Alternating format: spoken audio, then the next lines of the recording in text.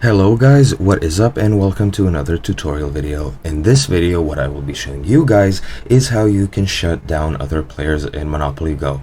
The process is quick and easy, so let's get right into it.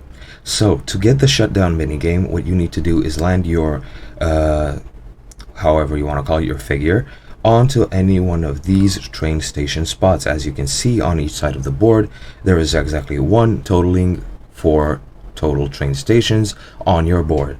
Now let me just try and do this quickly, and once I get onto it I will actually get back to you guys. That was lucky, I got it first try, and now I got the shutdown minigame.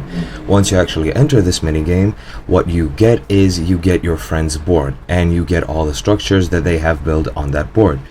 Now once you actually enter this, you get the chance to select one of his structures which you want to disable and make your friend repair. Now if you don't want to attack any one of your friends, what you can do is click on switch opponent in the bottom of your screen, guys.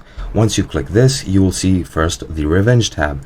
This revenge tab will allow you to select a random player or select any one of the players who attacked you in the previous, I think, 24 hours, guys.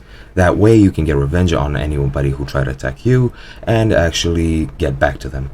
Now what you can also do is click on the friends tab, and then you can select any one of the friends from your friends list and you can attack their structures, guys.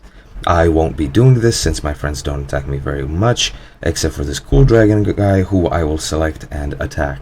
Once I select him, I have the option of selecting any one of these structures, and let's choose, for example, the castle in the top right. If your opponent has a shield, as does this player, then you will be blocked and you won't disable their building, but you will still get money. However, if they don't have a shield, you will disable their building, make them repair it before upgrading it, and actually get more money out of it. That was pretty much it for me, guys. As I've said, it was quite quick and quite simple, and I hope you learned something new. I hope this was enjoyable to you, and I'll see you in another video.